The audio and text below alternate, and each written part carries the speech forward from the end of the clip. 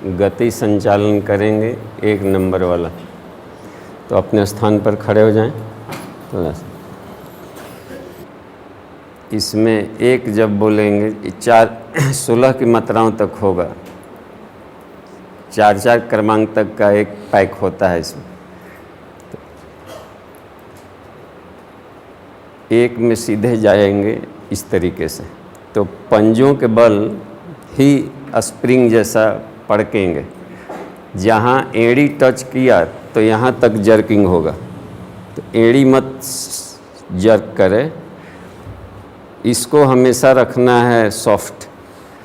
बाद में चिपक जाए भले ज़मीन पर, लेकिन जैसे ही आप कूदते हो झटके से तो हमेशा चौवा पहले पड़े, तो शॉक एब्जॉर्बर का काम करेगा वो। 2 जब कहेंगे तो नीचे आ जाएंगे सीधे, 3 में जाएंगे ऊपर और 4 में आएंगे नीचे।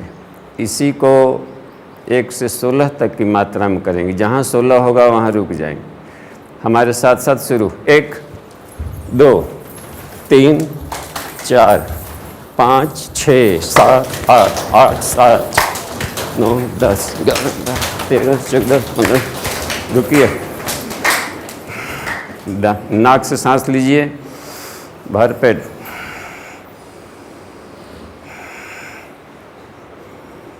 मन ही मन गिनती चलते रहता है और 16 पर रुक जाएंगे। 1 राउंड फिर करेंगे।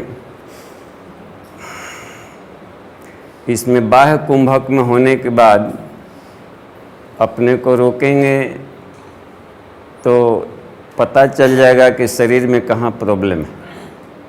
वहाँ पर खुट यानी ब्लड सर्कुलेशन में वहाँ पर स्पीड ब्रेकर जैसा लगेगा। तो उस पार्ट का हमें ध्यान देना है कि कहाँ ब्लड सर्कुलेशन में दिक्कत है। साफ पता चल जाता है कि शरीर में कौन से अंग में रक्ताभिसरण प्रक्रिया नहीं हो रही। तो इसी के लिए है, चूँकि आसनों के पहले रक्त संचरण की व्यवस्था हो जाए शरीर में बढ़िया, तो इसका रिजल्ट अच्छा है। 1 राउंड फिर कर लिया जाए 1 से 16 तक। तो अपनी सुविधानुसार आधा बाएं मुड़,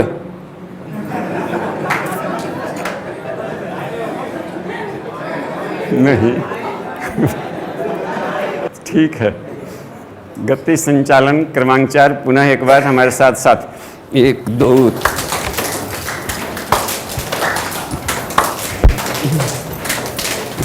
ठीक, रुक जाइए, रुक जाइए। ठीक है, स्पीड अपना सुविधानुसार करना है। घर पर हमेशा शरीर के अलार्म को सुनते रहना है। जहाँ कष्ट हो रहा है उसका इज्जत कीजिए, उसे थोड़ा कम स्पीड में करना है। प्रज्ञा योग व्यायाम हमारे साथ साथ शुरू। 1 सांस खींचते हुए, 2 छोड़ते हुए, 3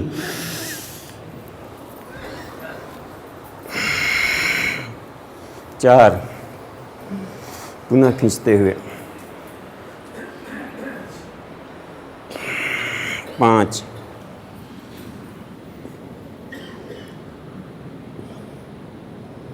6 मंत्र का जप मन ही मन और सविता का ध्यान, उनसे शक्तियों को शरीर में खींचते रहिए और अशुद्धियाँ निकालते रह जाए। 7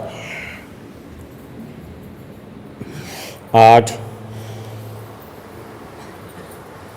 9 10 11 12 13 14 15 16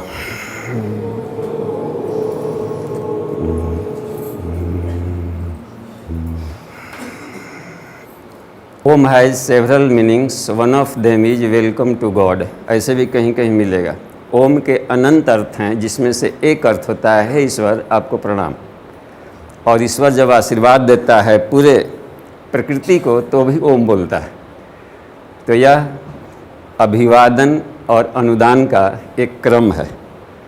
तो उसी भाव से हम 16वां वाला क्रम में ले आते हैं। ठीक, अब एक राउंड और कर लीजिए इसको। 1 2 3 4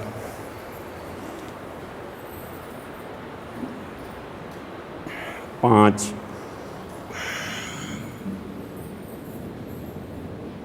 6 7 8 9 10 11 12 13 14 15 16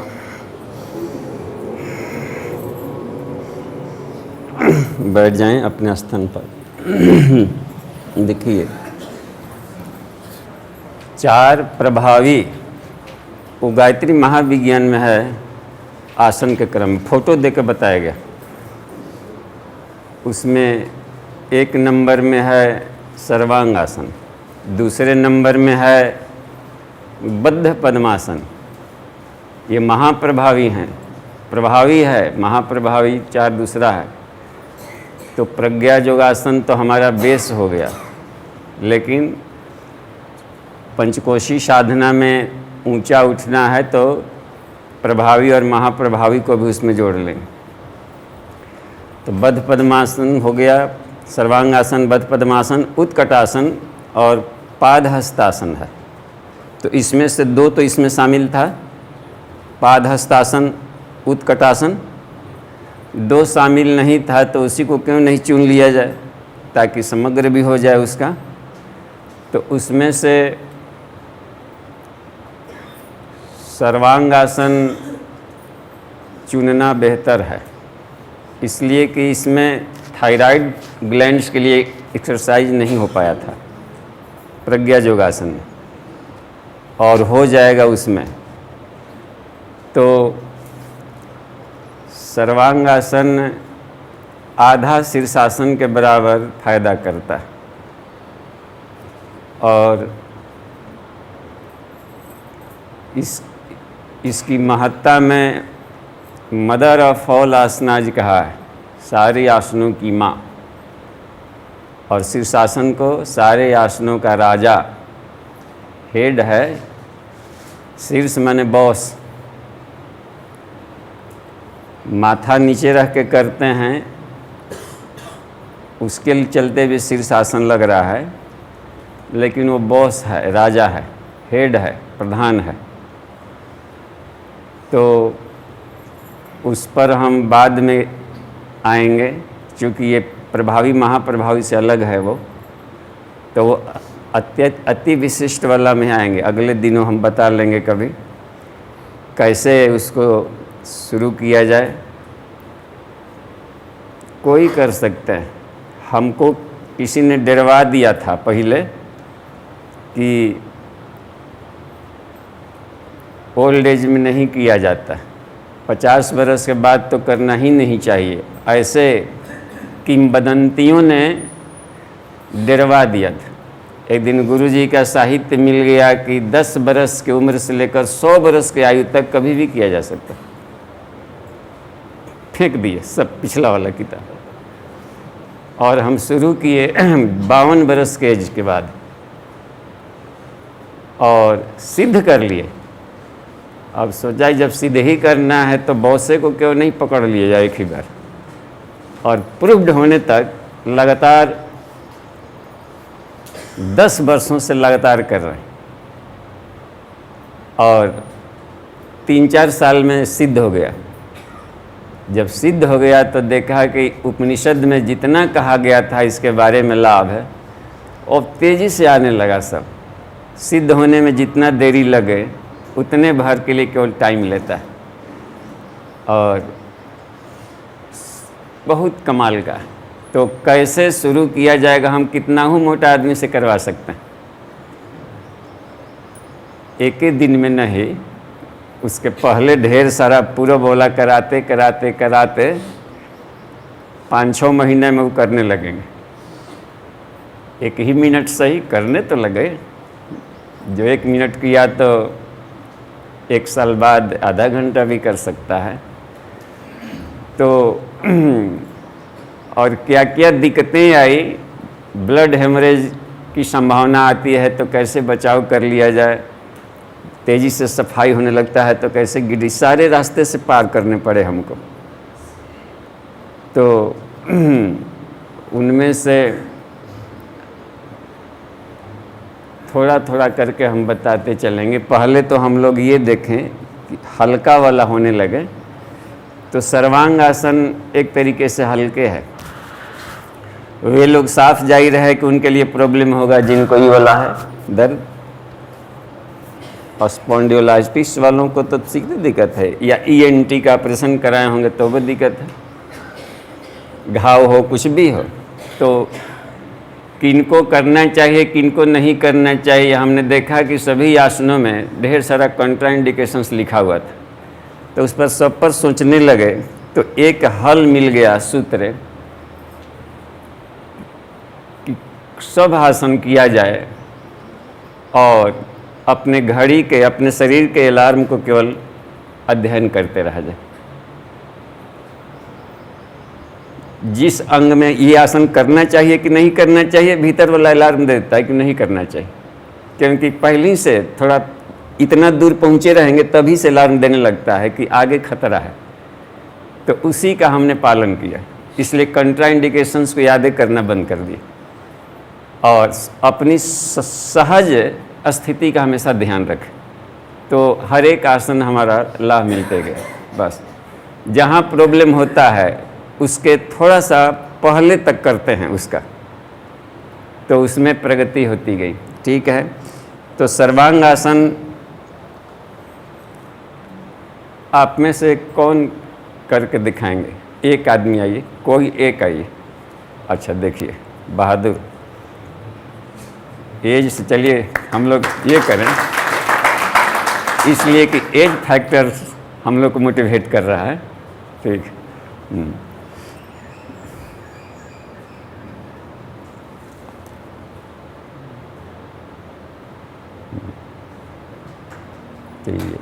ठीक है, चलिए इस एज में कर ले रहे हैं, बहुत बढ़िया है। तो वापिस होएं, देखिए इसको और सुविधाजनक यदि करना हो तो पहले आप हलासन में जाएंगे। पहले जाइए हलासन में, अब सुविधानुसार इसको लगा लीजिए जहाँ तक नीचे लग सकता हो, बस यूँ। अब पैरों को भीतर, सांस को धीरे धीरे खींचते जाइए और रोकते जाइए, सांस छोड़ना नहीं है, सांस को खींचता हुआ रोकते रहना है और 90 डिग्री पर कर लीजिए इसको। हाँ, और ठीक है, और दशमलव में जा सकता था थोड़ा सा और सीधा स्ट्रेट। ठीक है, अब वापस होना हो तो फिर जाइए हलासन।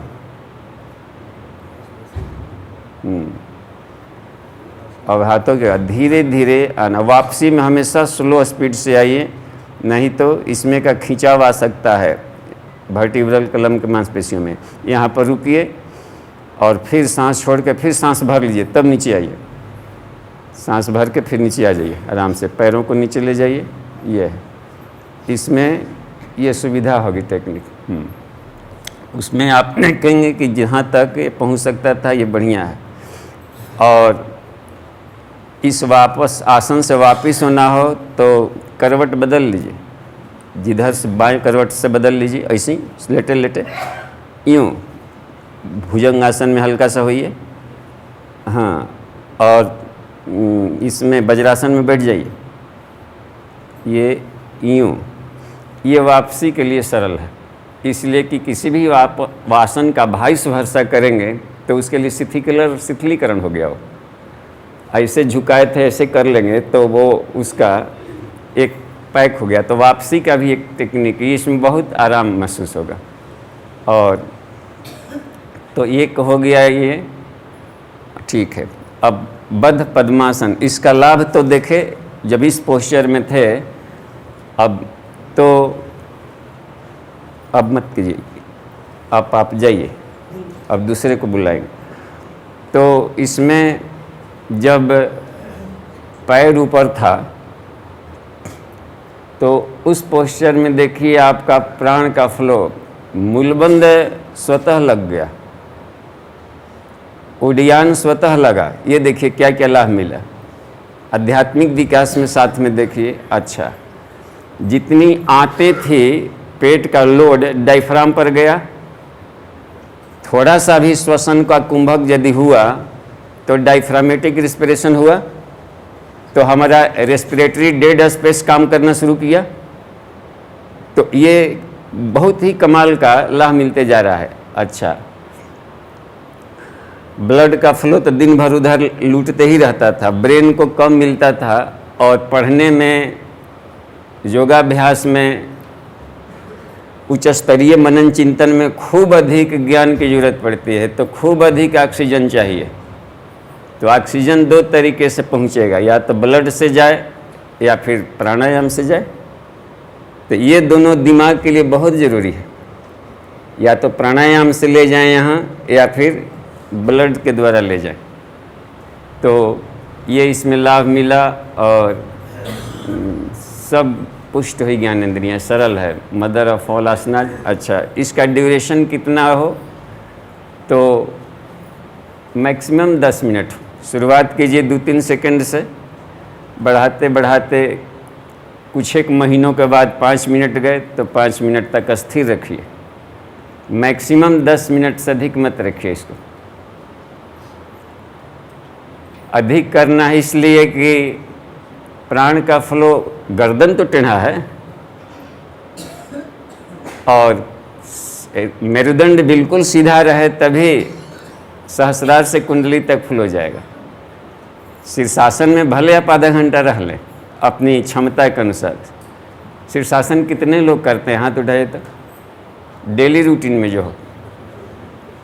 2 इधर हैं, 4 इधर हैं, बहनों में से नहीं है, ठीक। तो 10 हैं करीब। तो इनमें से 10 मिनट कितने लोग करते हैं, हाथ उठाए तो। शीर्षासन का क्रम 10 मिनट नहीं, 5 मिनट कितने लोग करते हैं, 5 मिनट हो जा रहा है, ठीक। तो अपने रूटीन का तो ज़रूर ध्यान रखना है, आसनों में उतना नहीं व्यस्त हो जाना है कि ड्यूटी बाधित हो, लेकिन नियमितता जरूरी है। बस 2 ही मिनट हो लेकिन नियमित हो तो बहुत आगे निकल जाएगा। शीर्षासन में सारा ध्यान तो सीधे रखने पे ही रहता है, ध्यान तो लगता नहीं। इनका प्रश्न देखे कितना बढ़िया है। इनका कहना है कि शीर्षासन में तो सारा ध्यान लग जाता है, गिरे मत, ऐसे सीधे रहने में तो ध्यान तो लगता नहीं कहीं, न सविता पर ध्यान लगेगा वो तो बैलेंस बनाने में रह गए हैं। तो फिर आसन की व्याख्या के परे हो गया ये, क्योंकि आसन की व्याख्या में भी है प्रयत्न शिथिल अनंत समापत्ति ध्यान, ईश्वर में ध्यान भी लगाना है, और सारा ध्यान गया कि हम गिरे मत हैं? तो ये दीवाल के सहारे से करें।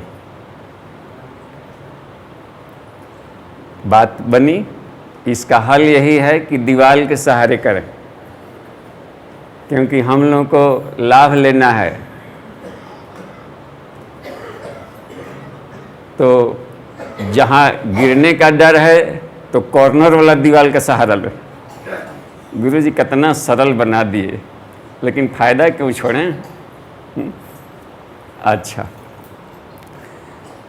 शुरुआत कैसे करते हैं एकदम, जो कभी नहीं किए हैं उनको हम बता देंगे कभी, टेक्निक छोटा छोटा कि हिम्मत बढ़ जाएगा करने लगेंगे।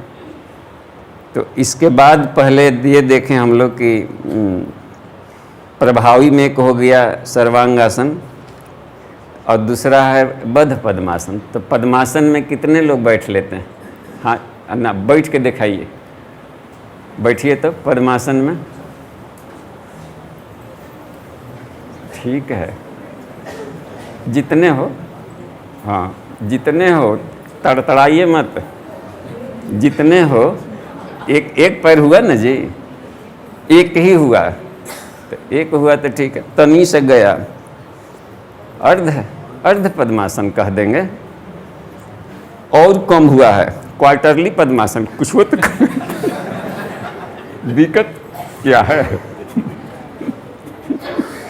तो पद्मासन से ध्यान में स्थिरता आती है। ठीक है, तो अब बद्ध कर लेना है तो पद्मासन के साथ साथ में पीछे से भी पकड़ना है, उल्टा वाले पैर को, दाहिना पैर को बाएं से पकड़ना हाथ से और इधर वाले को। प्यारे जी को हो रहा है क्या? हाँ हो रहा है। कितने लोगों को हो रहा है? हाथ उठाइए तो। वाह, चलिए मज़ा है, कमाल है। तो हमारा पहले सिद्ध था ये, इसको सिद्ध कर लिए थे, लेकिन जब रोड एक्सीडेंट हो गया, ट्रैक्टर चढ़ गया, अभी भी 27 नट बोल्ट है बैठे हैं आपके सामने, तो अब तो पकड़ाना मुश्किल हो गया, तो छूट गया। तो जिनका नहीं पकड़ा रहा है उनके लिए कुल्लू बता दें, फायदा यह है कि जीवन भर झुर्रियाँ नहीं आएगी चेहरे पर। बहुत कमाल का है। हाँ? और इसीलिए बहुत प्रभावी है ये। मैंने इसके साथ में नासिकाग्र पर त्राटक भी करना पड़ता है। बद्ध पद्मासन का अधिक लाभ लेना हो तो बद्ध पद्मासन के साथ नासिकाग्र पर त्राटक करेंगे तो गंध शक्ति पर नियंत्रण होगा, पृथ्वी तत्व पर। यहाँ के प्राण जगेंगे। ये है अगोचरी मुद्रा भी सिद्ध होती जाएगी। तो आसन था ही, सांस चल रही है, प्राणायाम था ही, और उसके साथ में ये बात बनती जाएगी। तो देखिए, एगो कुल्लू तो ये है कि दोनों नहीं पकड़ा रहा है तो बारी बारी पकड़िए, पहले एक ही पकड़ के रखिए। दोनों है सरल? नहीं सरल है, केवल टेढ़ा मत हो जाइए, शरीर रहेगा सिद्ध है। दोनों एक ही साथ नहीं, एगो केवल। अच्छा, जिनका नहीं पकड़ा रहा उनके लिए भी है फार्मूला, फिर दूसरे वाले को दोबारा। अच्छा, जिनका नहीं पकड़ा रहा है वो क्या करें कि इसमें गमछा बांध लें दोनों गोड़ में, और यहाँ से पकड़ के धीरे से दबाव दें। क्या दिक्कत? और नंबरी नोट न सही 10 रुपया तो मिल गया, क्या दिक्कत? सवाल है कि इसके नाड़ियों में थोड़ा सा खिंचाव आवे, बस। तो उद्देश्य रहे केवल पोस्चर से अधिक ध्यान देना है कि लाभ और ध्यान प्रक्रिया सही रहे। ये हमेशा अनंत समापत्तिभ्याम याद रखिएगा कि हर एक आसन में अपनी सहज स्थिति देखना है। अस्थिर सुखमासनम, सुख जहाँ दुख में बदल गया तो आसन फिर नहीं रहा, तो सुख मिले और हल्का सा दबाव पड़े तो उसकी क्षमता बढ़ेगी। ठीक है, तो ये दो हो गया।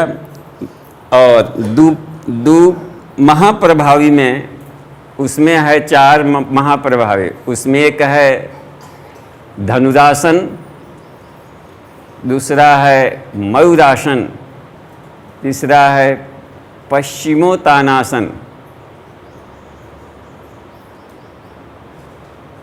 पश्चिमोत्तानासन है, मयूरासन है, धनुरासन है, और एक और है उसमें कोई,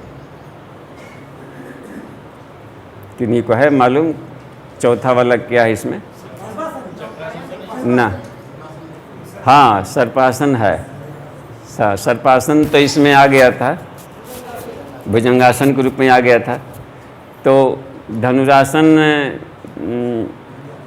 या अच्छा देखिए, दूगो पाद हस्तासन तो करीब करीब पश्चिमोत्तानासन जैसा है। तो और धनुरासन आधा भुजंगासन हो ही गया था उसमें। तो हाँ, उसमें नहीं, किताब में है। अच्छा, तो चारों मिल गया, चारों को यही था। तो उसमें पश्चिमोत्तानासन का और धनुरासन का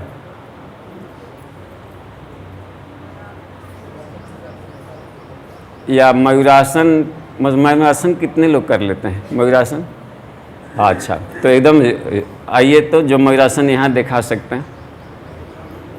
अच्छा देखिए, वो जुआ को भी आने, हाँ जुआ, हाँ DSVV के जुआ लग रहे हैं। आइए, ये बढ़िया करेंगे, इनका भी टेक्निक देखिए। ये टेक्निकली कर रहे हैं तो अभी देख लीजिए।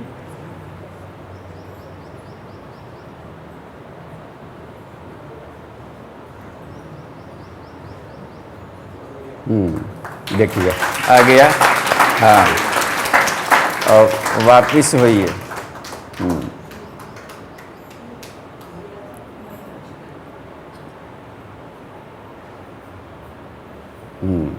वज्रासन में बैठना वापसी में ठीक है, और इसमें सारे हार्मोनल सिस्टम पर एक साथ इसमें कमांड होता है। बहुत गजब का खिंचाव करता है, पेट के पाचन प्रणाली वगैरह के लिए बहुत सब कारगर है।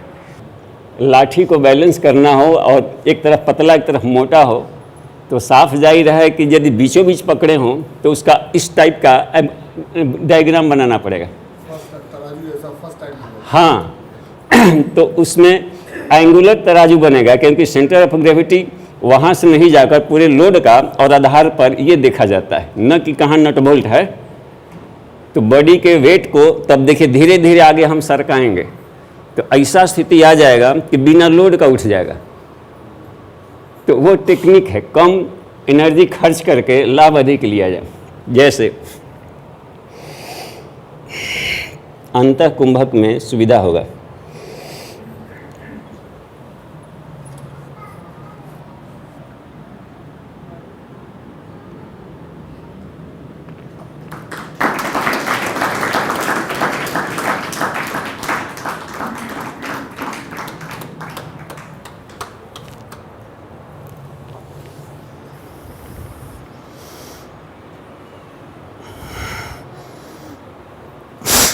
इसमें सूर्य भेदन आपको फ़ायदा करेगा, क्योंकि भीतर का सारा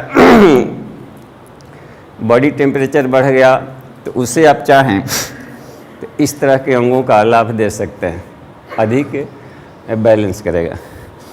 तो महिलाओं के लिए भिन्न होता है, उनके लिए पैरेलल नहीं होगा, यूट्रस वगैरह पर उन अंगों पर काफ़ी खिंचाव आएगा। तो धड़ इस एंगल में महिलाओं के लिए होगा। वो जब भी करेंगे तो इस एंगुलर में रहेंगे तो उनको सुविधा होगी, ताकि कम से कम लोड उधर जाए और इधर प्राण आ जाए। ये पोस्चर रहेगा उनके लिए, ठीक है। और शुरुआत कैसे करें? चौकी है अपने बेडरूम में, तो चौकी को पकड़ लिया जाए किनारे। ये एंगल वाला यहाँ पर चौकी तो नहीं है, यहाँ ये पकड़ाने वाला टाइप का हो तो ये पकड़ा जाएगा। तो उसमें फिर हम पकड़ करके झूलिए, खाली झूल सकते हैं ना लटक के, जैसे कि यहाँ वहाँ से झूलते हैं। ये पकड़ा गया हियाँ, तो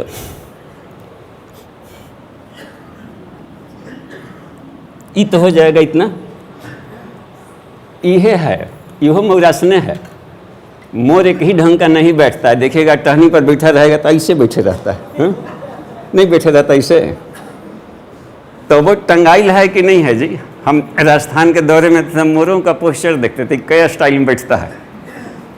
तो किसी भी स्टाइल में रहेंगे तो वही रहेगा, उसका रेस्ट ऐसे सोते रहता है। जब चुगता था दाना वाना तो ऐसे रहता था, ऐसे ऐसे चुगते चल रहा था, पूरी रहता था। एक बार देखे कि बादल आ गई तो नाचने के क्रम में वो गजब का सेंटर ऑफ ग्रेविटी हमेशा पैरों पर रहता था।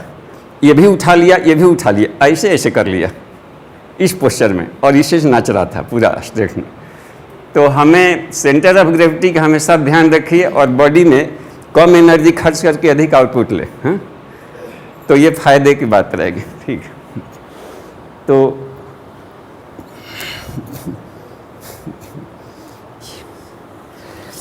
और धनुरासन तो वो था जो कर सकते हैं भुजंगासन क्रम में पैर पकड़कर। ठीक है, एक दिन पेट वाला एक बार करके देखिए, ये रोकिए,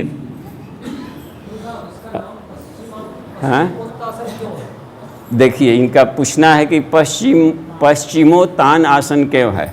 पश्चिम माने पीछे होता है ना, है नीचे वाले स्नायु को पश्चिम वाला स्नायु कहेंगे, पूरब माने आगे, पश्चिम माने पीछे। ये पूरब पश्चिम से नहीं मतलब है। किताब में लिखा था कि पश्चिम दिशा को मुंह करके करो। वो भी ठीक है था। हमारे गांव पर हमारे पड़ोस में एक डॉक्टर थे होमियो के, सोचे कि इनको गायत्री साधना दें तो सरल हवन पद्धति दे दिए कि इसमें सब लिखा है, आपको साधना कर लीजिए। 6 महीना बाद गए तो कहे कि महात्मा जी आपका हाथ नहीं दुखाता है। हाथ काहे का दुखाएगा जी, हमरा तो दुखा जाता है। कैसे काहे दुखाए, उसमें लिखा है कि बायां हाथ नीचे या दाहिना ऊपर करके करो। लो, अब 6 महीना से ऐसे ही ध्यान लगा देते। लो, तो हम कहे कि अच्छा ये भी बायां नीचे है, ये दाहिना, इसको क्या कहेंगे, बायां नीचे दाहिना ऊपर। ओहो, इसीलिए गुरु का होना जरूरी है। उसका पढ़ने के बाद भी अपना अर्थ लगा लिए थे। तो शरीर में पूरब माने सामने, पश्चिम माने पीछे, उत्तर माने बायां हाथ, दक्षिण माने दाहिना हाथ। तो पश्चिम वाला जो पैर के पिछले हिस्से वाली जो हमारी स्नायु हैं वो तनाएगा, तना रहा है कि नहीं देखते, बिना घुटना मुड़े आगे झुकिए, ये तना रहा होगा, इसमें खिंचाव आ गया, इसलिए पश्चिमोत्तान आसन कहते हैं इसको। ये टेंडेंस पर आपको दबाव आते आ रहा है कि नहीं, आ रहा होगा, और ये पकड़ लीजिएगा तो और आने लगेगा। हाँ, जहाँ इसको पकड़े तो देखिए और आ रहा है कि नहीं, आ रहा होगा। तो अपनी क्षमता को देखते जाइए कि धीरे धीरे इसको इलास्टिक बनाना है तो कहाँ तक करें। तो इसका मुख्य उद्देश्य था, नाक सटाने से अधिक जरूरी था कि स्नायुओं को खींचा जाए। नाक सटाने वाला उसमें हो गया था, खिंचाव नहीं हो पा रहा था। पादहस्तासन से इसमें अंतर पड़ रहा है कि नहीं। इसका उद्देश्य था कि पश्चिम नीचे वाले का स्नायुओं में खिंचाव आवे, और यहाँ तक सहते गए तो फिर तब शरीर को आगे ले जाना शुरू करेंगे, और जाते जाते जब सटने लगेगा तो अब ये इसमें कभी टेंडोनाइसिस की बीमारी नहीं होगी। वो होता है ना सिकुड़ने वाला एड़ी, वो नहीं होगा, और चलते फिरते क्रम में झिनझिनी नहीं होगी। कभी चलने फिरने क्रम में झिनझिनी आने लगे किन्हीं को तो तुरंत उत्कटासन बैठ जाइए, 1 मिनट में ठीक हो जाएगा। खाली पंजे को सिकुड़ के बैठ जाए वहीं पर, और रास्ता में फिर उठ के चलने लगी। क्योंकि हमको एक्सीडेंट के बाद खड़ा होना नहीं रहता, अभी बाद में काफ़ी दूर तक, केवल 3-4 साल से आपको हम पिछले 1 साल से केवल छड़ी छोड़ दिए, 1 साल या 1.5 साल के ही, और मोटर ड्राइविंग फिर जा कर के सीख कर तब अब चूँकि क्लच वगैरह में भी दिक्कत नहीं आती, गाड़ी ड्राइव में ठीक बनता है।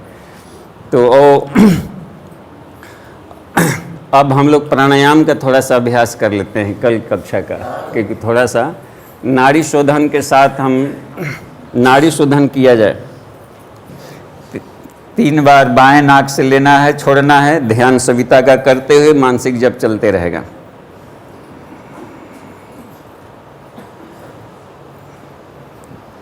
लीजिए, रोकिए,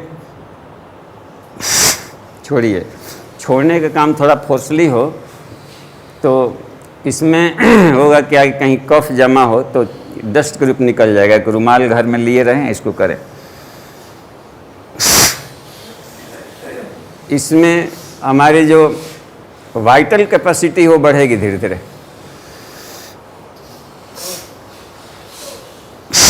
एक ऐसी स्थिति आएगी कि आप 5 लीटर वायु को दूर तक रखे हुए लैंप को बुझा सकते हैं। अपनी क्षमता को भी बढ़ाते जाना है। देखिए, हाँ रुकिए, एक जगह दिक्कत ये आई कि छींकते समय ऐसे रीढ़ को नहीं बेंड कर देना है। ये स्ट्रेट है, केवल फेफड़े का व्यायाम था। ये केवल पसलियों और फेफड़े के सिकुड़ा करके तब उसको पेट नहीं, फेफड़े वाला ही थोरैसिक। इस अब जिसे कि खूब भांति में भर लिया गया हवा और छेद पतला कर लें तो झटके से भी कहाँ निकला। ये फोफड़ रहेगा फाइल तब ना निकल गया।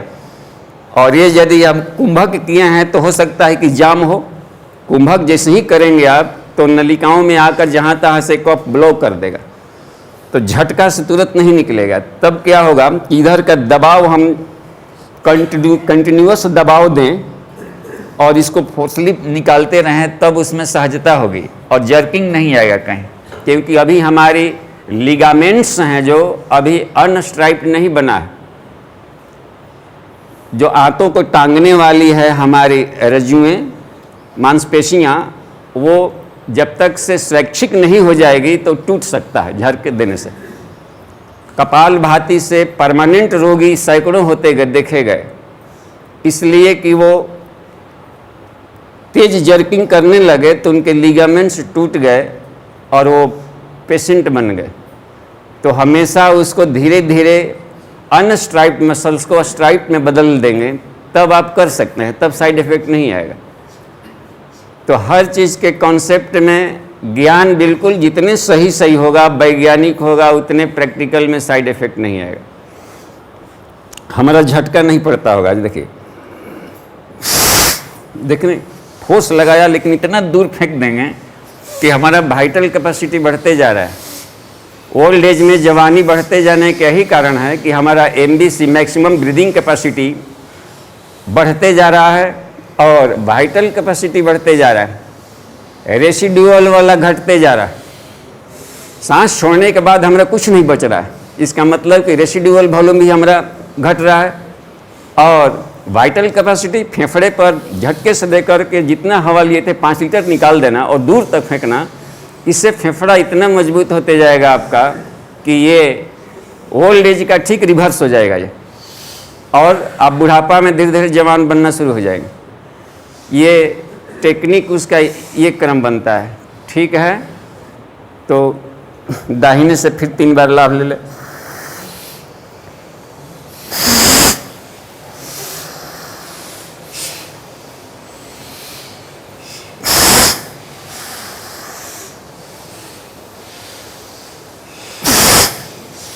तीन बार, फिर दोनों नाक से एक बार।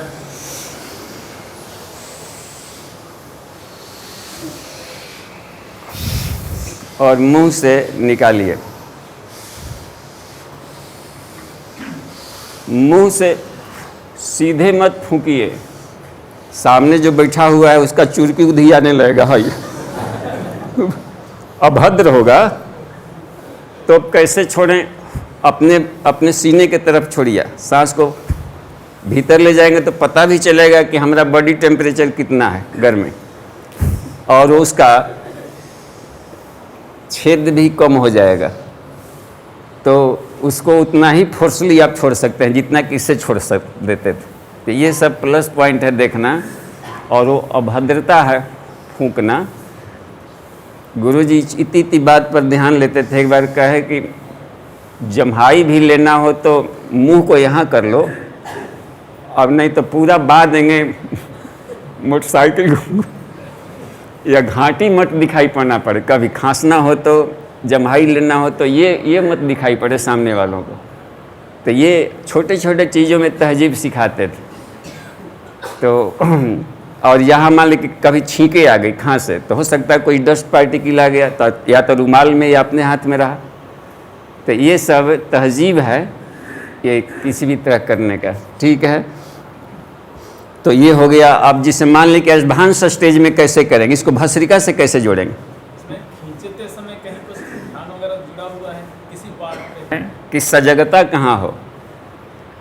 केवल सांस खींचे छोड़े तो बात बनी नहीं, तो केवल हवा आया गया ना वो, तो ये सब डीप ब्रीदिंग एक्सरसाइज भर हुआ, प्राणायाम नहीं कहलाएगा, लंबा श्वसन व्यायाम कहलाएगा। जहाँ उसमें ध्यान जोड़ दिए कि प्राण को खींच रहे हैं, प्राण को स्टोर कर रहे हैं, अशुद्ध प्राण को निकाल रहे हैं, तो फिर प्राणायाम कहला जाएगा, क्योंकि आप प्राण खींच रहे थे, आप इसमें केवल हवा खींच रहे थे। हाँ, तो प्राण खींचने के लिए तभी खींचाएगा प्राण जब संकल्प शक्ति से खींचाता है, दूसरा कोई उपाय नहीं। प्राणों को खींचने का एक ही तरीका है कि अपनी आत्मशक्ति संकल्प शक्ति से ध्यान किया जाए कि क्या खींच रहे हैं। तो जैसे जैसे आत्मा का संकल्प होगा, प्राण अपना नेचर बदल देता है। इसी इन्वर्स में से हम कुछ भी खींच सकते हैं, ज्ञान खींच सकते हैं, बल खींच सकते हैं, ऊर्जा खींच सकते हैं, पॉजिटिव भी है निगेटिव भी है, जो खींचना है। तो ध्यान कीजिए कि क्या जो खींचना है उसका ध्यान कीजिए। ईश्वर हैं तो ईश्वर को खींचना है, तो ईश्वर के अनंत गुण हैं, उसमें से कौन वाला गुण खींचना चाहते हैं जो अपने में नहीं है, हा? तो उसको खींचिए, उसी को भार्ग कहते हैं। भार्गो दिवस धीमहि न करना है, उस सवितुर दिवस से भार्गो धीमहि, उस सविता देवता के भार को खींचे। मंत्रों का प्रोज्जाडन करना हमें जानना चाहिए कि उसको बोलते हैं निरुक्त, कि कितने तरीके से प्रोज्जाडन करके इसके क्रीम को निकाल करके भरा जा सकता है। तो ओमनी प्रेजेंट सविता देवता के भार्ग को हमको खींचना है, और भार्ग क्या है? डिविनिटी है, डिवाइन एनर्जी को भार्ग कहते हैं। जैसे 33 कोटि देवता सर्वतोभद्र पर हम लोग रखते हैं, तो किताब में भी दिया गया होगा, गणेश का ब्रैकेट में विवेक दिया गया होगा, तो विवेक भर्ग है। गौरी के ब्रैकेट में तपस्या लिखा गया होगा, तो तपस्या भर्ग है। तो हम विवेक को खींच रहे हैं, तपस्या खींच रहे हैं, अनुशासन खींच रहे हैं, तितिक्षा खींच रहे हैं, संतुलन खींच रहे हैं। खींचिए ना, कितना खींचना है। तो हर बार अलग अलग डिवाइन एनर्जी को खींचिए और भरिए जहाँ पर उसका पॉइंट है। इसलिए एनाटॉमी जानना जरूरी है कि उसका पॉइंट कहाँ है, जहाँ की भराएगा, रिसेप्टर्स कहाँ है। तो ध्यान प्रणाली में यदि वो जोड़ लिए तो आपका हर प्राणायाम प्राणाकर्षण प्राणायाम हो गया, और यही सबसे चमत्कारी है।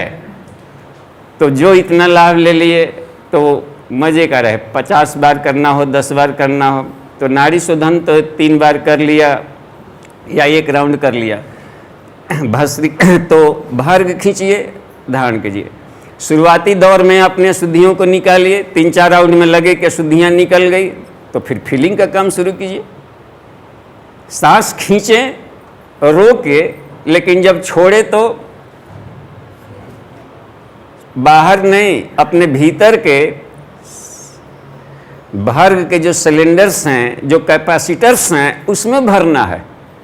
यानी प्राणायाम फीलिंग प्रोसेस है, या अपने भीतर के पार्ट्सों में प्राण ऊर्जा के हीलिंग प्रोसेस है। पहले अपने हीलिंग करेंगे तब न दूसरों को हीलिंग करेंगे। तो कौन कितना हीलिंग किया, इसके आधार पर उसकी आंख की रोशनी, कान की रोशनी, दिमाग के तेज काम करेगा। तो ये इसका खूब लाभ लीजिए, ठीक है। बात जब समझ में आ जा रही है तो चलिए ठीक है। इसमें साहब ये था वो अभी में बोले एक तरफ शीतल एक तरफ गर्म। हाँ देखिए, ये भी गुरुजी के कॉन्सेप्ट में लिखा है ना कि जब नाड़ी शोधन कर रहे हैं तो जब बायां से खींच रहे हों तो पूर्ण चंद्रमा का शीतलता का लाभ लें नाभि में, जब दाहिना से खींच रहे हों तो सूर्य का लाभ लें। तो नाभि में सब देखिए, यहाँ पर कॉन्सेप्ट टकरा रहा है। ऋषि लोग तो बोल देते हैं, तो इसलिए एक होता है ट्रांसलेटर। विष्णु भगवान बोल दिए तो देवर्षि नारद उसको समझ गए क्या बोले, और आम पब्लिक के परिभाषा में उसको जाके समझा दिए। इसलिए नारदों की ज़रूरत है, ट्रांसलेटर्स का भी। हाँ, तो उसमें हुआ क्या कि जिसे मान लीजिए कि एक बार चंद्रमा का ध्यान कीजिए, फिर उसको दूसर का बार तू भाग, एक पदाधिकारी को खदेड़ना और दूसरा पदाधिकारी को ले आना लग रहा है ना, अब कुर्सी तो एक है। तो हम क्या करें कि वहाँ पर सविता का ध्यान करें, और सविता में दोनों गुण है। चंद्रमा का अपना शीतलता नहीं है, सूर्य से न लिया है, रिफ्लेक्ट किया है। तो सूर्य में दोनों गुण है, शीतलता का भी गुण है और तेजस्विता का भी गुण है। तो सूर्य के भीतर में ही हम उसके कूलनेस वाले नेचर को खींचें और उसका लाभ लें, और उसके तेजस्विता वाला नेचर को खींचें, तो रहेगा सविता ही वहाँ पर, क्योंकि सविता ही ओमनी प्रेजेंट है। और उसके अलग अलग, इसलिए उसमें कहा जाता है यविष्ठ्य, एक शब्द आता होगा आपका, तम त्वा समिद्भिरंगिरो घृतेर्नवर्धयामसि बृहत् छोचा यविष्ठ्य। यविष्ठ्य फिजिक्स का एक, ये फिजिक्स के सब मंत्र है। यविष्ठ्य कहलाता है संश्लेषण और विश्लेषण की क्रिया। ये प्रकाश में दोनों गुण होता है, जोड़ेगा भी, गैस वेल्डिंग जोड़ता भी तो है और गैस से काटते भी हैं, हटाते भी हैं। तो डिवाइन एनर्जी को खींचा भरा, तो कूलनेस को भी खींचा भरा, तेजस्विता को। और यह कूलनेस वैसा नहीं है जो ह्यूमिडिटी बढ़ावे। कूलनेस भी दो वैरायटी का है, एक होता है कि कफ पैदा करेगा, और एक है कि आपका प्रिजर्वेशन करेगा। जितनी भी दवाइयाँ हैं उसमें लिखा रहता है keep in cool and dry place, यानी ह्यूमिडिटी रहित कूलनेस को में रखें, कफ रहित शीतलता की जरूरत है। तो वो वाला चंद्रमा वाला हम लाभ ले रहे हैं, जो हमारे बॉडी सेल्स को प्रिजर्व करके और उसकी ताकत को बढ़ाएगा। आयु बढ़ाता है ना फ्रिजीकरण। तो और कूलनेस, दिमाग में कूलनेस भरेगा, और सारे शरीरों के भीतर में कूलनेस का यहाँ पर मतलब है कि अस्थाई लाभ देने वाली शक्ति बढ़ रही है शरीर में। और जब दाहिने से खींच रहे हो तो सूर्य का तेजस्विता, उस तेजस्विता में जलाने वाला नहीं, ब्रिलियंसी वाला, यानी प्रज्ञा और श्रद्धा दोनों को बारी बारी से खींच रहे हैं। यही दोनों शक्तियां हैं हर जगह। तो एक जगह कूल नेचर का, तो एक डोमिनेंसी नेचर। हम इतने कूल नहीं हो जाएंगे कि हम अपनी क्षमताओं को भी दबा दें। हमारी तेजस्विता, शांत और तेजस्वी व्यक्ति बने, तब न करेगा व्यक्ति। शांत भी रहे, यानी शालीन भी रहे, और बहुत प्रखर तेजस्वी भी हो, वही विश्व को जीतेगा। तो तेजस्विता सूर्य हो गए और उनकी शालीनता चंद्रमा हो गई। तो इन गुणों को खींचना है, हम लोग को डिवाइन एनर्जी खींचना है, तो फायदे में रहेंगे। हमेशा उसके कारण तो हमें जा करके उस ऊर्जा को हम लोग खींचें, तो ढेर फायदे में रहेंगे। आध्यात्मिक विकास भी होगा, सांस तो फोकट में आ ही जा रहा है, लाभ तो मिलेगा ही प्राणायाम वाला। और नाड़ियों में जो जा रहा था हम लोग का प्राण, तो वो मेरुदंड मार्ग तक जा गया नीचे। एक और कंट्राडिक्शन यहाँ पर आएगा। सांस आपने खींचा, वो तो नाभि में गया नहीं, फेफड़ा में न गया जी। तो नाभि में कहाँ से लेकर चले गए? ऐसा कोई रास्ता ही नहीं है। रास्ता ये ना चला गया फेफड़ा में। ध्यान करना है नाभि में। वस्तुतः प्राण तत्व अलग है, जो कि मेरुदंड मार्ग से जाता है। वो है कि आज फूलिंग है पार्टिकल्स, उसमें हम लोग फिर आएंगे प्राण को, तो उसमें दिखा लेंगे करके, तो वो लाभ मिलेगी। तो ये जैसे कि ये देख लीजिए यहाँ पर, वहीं से एक है, यहीं पर दिखाई पड़ जा रहा है ये वाला।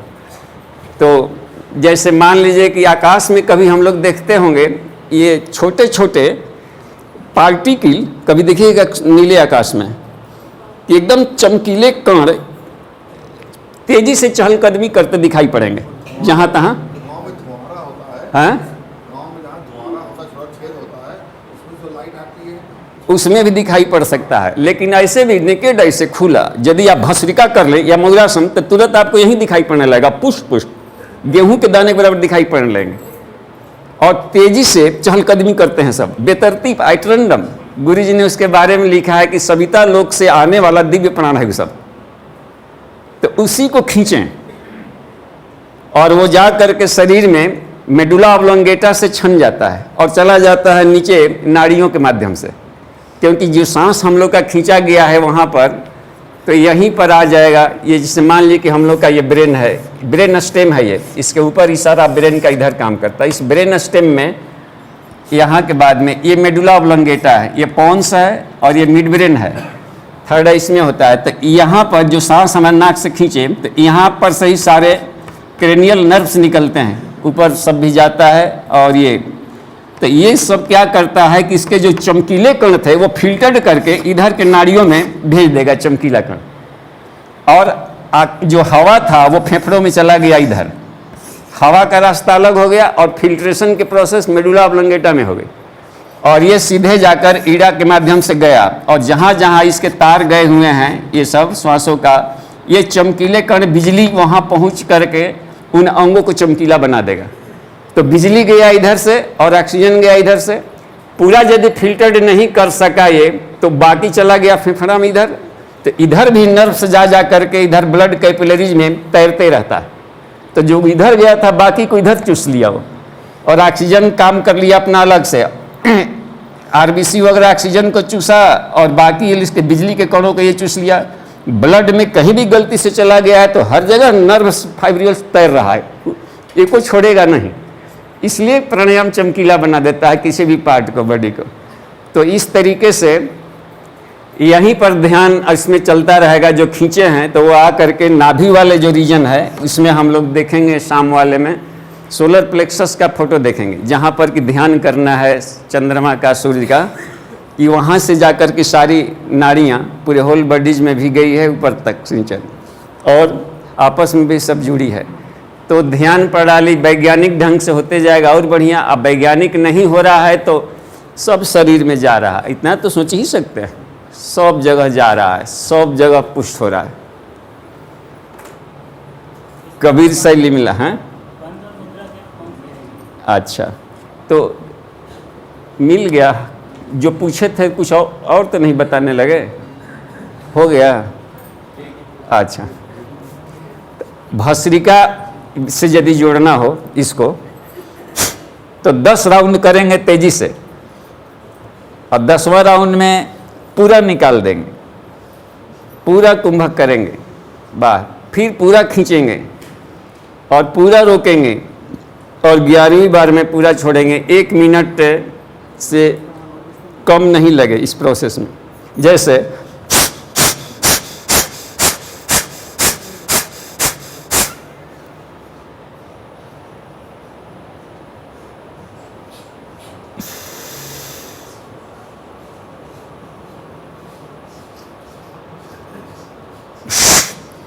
ये नाड़ी शोधन को भस्त्रिका से जोड़ सकते हैं आप बाद वाले स्टेजेज में, ताकि अलग से भस्त्रिका न करनी पड़े। ये भी सांप सुषुम्ना सांप, तो आपका प्राणाकर्षण फिर होल लाइफ करते रहिए, फिर अलग से इसमें ढेर उलझना भी नहीं।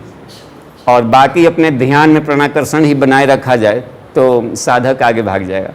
हमेशा हमें स्थूल वाले का लाभ भी सोचिए, सूक्ष्म भी लाभ सोचा जाए, और उसके कारण लाभ जरूर सोचिए, नहीं तो आध्यात्मिक विकास नहीं हो पाएगा। हर एक तत्वों का कारण गुण भी होता है, जब तक उसको नहीं सोखा जाएगा तो कहीं ना कहीं हमारा जा करके ईगो की सफाई नहीं हो पाएगी। कारण ही ईगो को तोड़ता है, कारण वाला लेयर ईगो को तोड़ देता है। हम लोग कारण में जब तक से नहीं खींचेंगे तो हमारा ईगो नहीं टूट पाएगा कभी भी, हैं?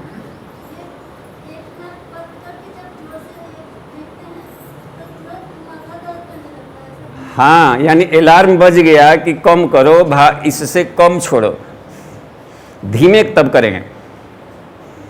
माथा जब तक से कूल फील कर रहा है उतना ही करेंगे, कभी भी जबरन छेड़छाड़ नहीं करनी।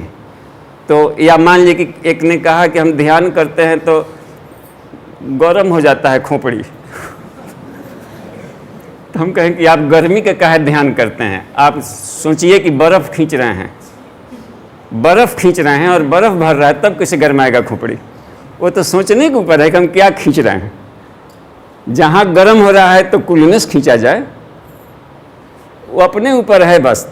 वितर्क बाधने प्रतिपक्ष भावना, जहाँ डिस्टर्बेंस हो रहा है तो उल्टा वाला एनर्जी खींच लो, बैलेंस कर लो। तो ये है। तो जहाँ पर लगे कि अनइजी हो रहा है तो इजी वाला प्राण खींचिए कि अब उसको रिलैक्स दे रहा है, शिथिलीकरण वाला खींचा जा रहा है, स्टोरेज वाला खींचा जा रहा है, तो दिक्कत नहीं आएगी। सब भावनाओं का खेल है यहाँ, बस संकल्प शक्ति का खेल है, विचारों भावनाओं का खेल है, और वो जितना पुष्ट होते जाएगा प्राणायाम में सफलता मिलती जाएगी। ठीक है, तो अब हम लोग थोड़ा सा प्राण की कक्षा को आगे बढ़ा लें। हाँ, क्योंकि फिर कल कर लेंगे, कुछ मुद्रा की भी जानकारी इसमें जोड़ लेंगे। ऊपर वाला उसको हटा दिया जाए, प्राण में कोष को मिटा दीजिए।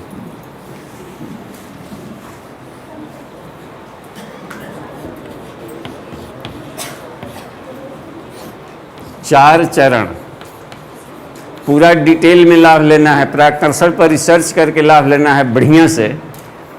तो क्योंकि ये गुरुदेव का खोज है और इसमें उन्होंने दावा किया है, बिल्कुल ही उसने इन्होंने इसमें इस पर विश्वास दिलाया है कि कुंडलिनी जगह ना हो तो उसमें सोई शक्तियों पर प्रहार करना पड़ता है और प्राणायाम से ही जगता है, प्राण प्रहार से। और अब तक के जितने प्राण प्रहार का तरीका था वह जटिल था, जिसके चलते साइड इफेक्ट हो जाते थे कुंडलिनी जागरण में। गुरुजी ने लिखा है कि प्राणाकर्षण के तरीके से यदि कोई व्यक्ति कुंडलिनी जागरण करे तो साइड इफेक्ट कभी भी नहीं होगा, हो ही नहीं सकता है कि कभी साइड इफेक्ट हो जाए, क्योंकि इसमें जो स्वतः स्वाभाविक श्वास है वो चलते रहता है। साधक का स्वाभाविक सांस चलेगा ना, नेचुरल, और दोनों नाक से खींचना है तो साइड इफेक्ट की गुंजाइश नहीं रहेगी। अनुलोम विलोम करेंगे और कोई क्रिया करेंगे तो हो सकता है कि उधर जहाँ पर था कुंडलिनी जगी या उधर ब्लॉकेज था तो जा ना पाई तो कहीं ना कहीं अंग अवयवों को क्षति पहुँचाए। और इस हालत में तो जो स्वर चल रहा है वहाँ पर जाएगी तो उस एरिया का तो लाभ मिल ही गया। जबरन तो डायरेक्शन नहीं मोड़ा गया जहाँ की ब्लाइंड रोड है कि उसको फोड़ सके कहीं, इसीलिए इसमें कोई साइड इफेक्ट नहीं होता है। तो इसके चार चरण हैं। पहला में है प्राण मंथन।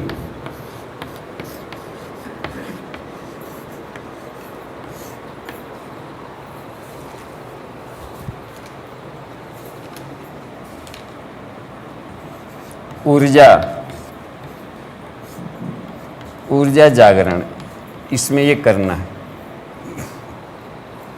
दूसरा संकल्प बल का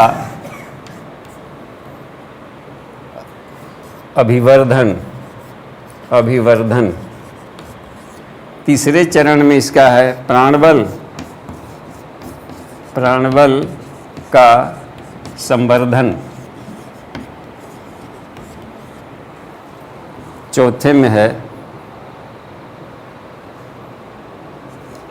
समझाने का कोशिश किए हैं कि ऊर्जा को हर जगह घुली हुई है वो, और उसको जगाना है तो मंथन करना पड़ता है। दूध में घी की तरह घुला हुआ है तो बिना मथे वो निकल पाएगा नहीं।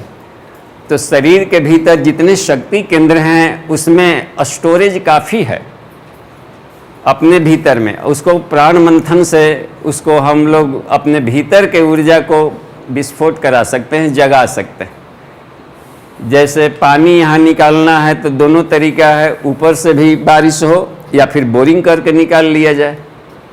तो इसमें ऊर्जा के जागरण में दोनों काम करना पड़ता है, ऊपर से भी खींचना प्लस भीतर से भी निकालना और अपने आप को ऊर्जा से लवरेज बनाना। तो यह प्रोसेस जब किया जाएगा तो सारे शक्ति केंद्रों पर ध्यान रहेगा। जितने भी हम लोग के खट चक्र हैं, ग्रंथियां हैं, उपत्तिकाएं हैं, इसमें दबे पड़े हुए ऊर्जा के स्टोरेज अब अग्नि प्रदीपनम जब हो रहा है तो उसमें से निकल करके अपनी ऊर्जा भीतर बढ़ रही। तो पहला स्टेज में प्राणाकर्षण के साथ यही प्रोसेस किया जाता है। उन्होंने कहा है कि घर्षण से सरल तरीका है कि घर्षण करके अग्नि को पैदा किया जाए। तो ये प्रोसेस फर्स्ट स्टेज में होता है। दूसरे में कोशिश ये बताने का किया है इन्होंने कि चूंकि प्राण संकल्प शक्ति से खिंचाता है तो संकल्प शक्ति कमज़ोर रहेगा तो हम हाई वोल्टेज वाला प्राण को नहीं खींच सकते, हल्के स्तर के प्राण को खींचेंगे कम बल रहा तो संकल्प बल को काफ़ी बढ़ा लिया जाए भीतर से, संकल्प बल को इसको बढ़ाया जाए भीतर। और जैसे हवा वाले तो प्राण को हम लोग आसानी से खींच लेंगे, कोई भी जीव जंतु बिना बलों का तो जिंदा के रखने भर तो प्राण खींच ही ले रहा है सांस लेके। लेकिन इसमें से अन्य वाला जितने भोजन है बढ़ते जाएगा, उससे कड़ा हो जाता है अग्नि तत्व का, उससे कड़ा हो जाएगा जल का, पृथ्वी तत्व का और कड़ा होगा। तो पृथ्वी तत्व में पड़े हुए जैसे मान लीजिए कि हड्डियों को मजबूत करना है प्राणाकर्षण प्राणायाम से, इसको 4000 वर्ष टिकाऊ बनाना है, कमज़ोर हड्डियां थी। तो हमें क्या करना होगा, अब पृथ्वी तत्व का प्राण खींचना है तो छोटे छोटे पृथ्वी के छोटे छोटे मॉलिक्यूल्स में इंटरमोलिकुलर स्पेसेस जो होते हैं, इसमें प्राण उसका फंसा रहता है किसी भी पदार्थ में। अब इसको खींचना है तो वो इतना आसानी से नहीं आएगा, काफ़ी संकल्प शक्ति लगाकर इसके न्यूक्लियन को खींचना पड़ेगा और वो इसमें फिर भरा जाता है। और हड्डियों जैसे मजबूत वाले पदार्थों में जाकर के भर रहा है, कर रहा है। तो हल्का प्रेयर से सब नहीं आता है, संकल्प शक्ति तगड़ा चाहिए। इसलिए पहले संकल्प को हम लोग बढ़ावें। और प्राण बल का संवर्धन मैंने इसमें कोशिश किया है कि शरीर में जितने पार्ट्स हैं, आँख, नाक, कान, भीतर का गुर्दा, फेफड़ा, एक एक पार्ट्स को तुम बहुत ही शक्तिशाली बना लो। फेफड़ा को इतना बना लो कि 1500 वर्ष तक खराब ना हो, इतना उसको शक्तिशाली बनाओ। कोई भी पार्ट्स को, गुर्दा को 250 वर्ष तक शक्तिशाली हो जाए, काम करने लायक। जितने भी हमारे हृदय हैं उसके सब भाल्व ताज़ा हो जाए, कहीं भी कोलेस्ट्रॉल जमा हो रास्ते की सब सफाई करके इतना सब ताज़ा हो जाए कि एक एक छोटे छोटे वेन्यूल्स में, जो कि बहुत बारीक, हर कोशिका में वेन्यूल्स आर्टेरियोल्स गए हुए हैं, समझिए कितना कमाल का चीज़ है, कितना बारीक होता होगा। उसके सारे नहर एकदम साफ और मजबूत, कहीं से हिमरेज जैसे बात ना आवे, इतना शक्तिशाली बनाने को है। रोम रोम में ओजस को भरने जैसी बात करते हैं कि तो ये कहते हैं कि प्राण बल को बढ़ाओ। इसमें एक और बताए हैं कि प्राण की शक्ति चूँकि मन के द्वारा होता है प्राणायाम, जहाँ जहाँ सोचेंगे जाएंगे, तो इसलिए सिर्फ है हम लोग को नाड़ियों से ही नहीं जाएगा प्राण, डायरेक्ट भी खींच सकते हैं।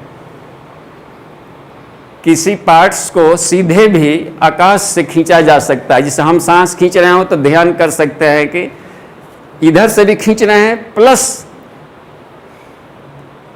जो हमारा पैंक्रियाज वाला हिस्सा है डायरेक्ट उधर से भी खींच रहा है, दोनों तरफ से। जिसे फील्ड में से कोई व्यक्ति यहाँ आता हो तो फील्ड के भी शाखाओं से जुड़ा है, अब डायरेक्ट भी तो आ सकते हैं। सूर्य के पृथ्वी के माध्यम से भी एनर्जी में डायरेक्ट भी प्रेयर करके सूर्य से हम ले सकते हैं।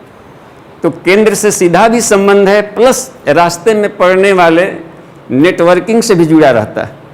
तो दोनों सिस्टम से काम करते हैं। तो हम प्राण बल को उच्च स्तरीय में संकल्प शक्ति से कहीं से भी भर सकते हैं, ऊपर से ले कहीं से ले सकते हैं, किधर से भी वो जा सकता है, ले सकता है, ठीक।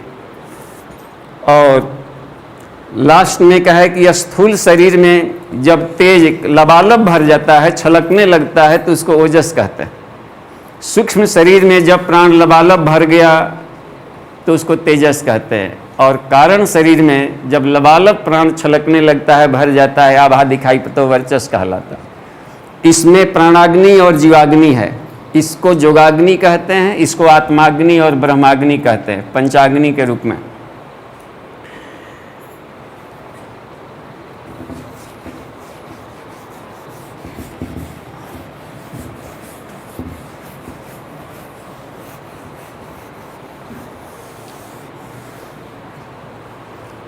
ऋग्वेद में एक मंत्र है और बड़ा कॉमन मंत्र है इसके बारे में, प्राणाग्नियों के बारे में। अग्नि ऋषि पवमानः, सुनने में आया होगा ना, अग्नि ऋषि पवमानः पांचजन्य पुरोहितः तमी महे महागयम। उसमें कहना है ऋषि को कि ये अग्नि ऋषि हैं जो प्राणाग्नि जीवाग्नि पांचों बॉडी का था ये। तो इसके ये जो सेल्स थे इसके भीतर में जो अग्नि था यहाँ पर प्राणाग्नि था, जीवाग्नि था, योगाग्नि था, आत्माग्नि था, ब्रह्माग्नि था। तो ये कह रहा है कि ये अग्नि ऋषि पांचजन्य है, इन पांचों बॉडीज का पुरोहित है। इसमें प्रकाश भरता है और इसका मार्ग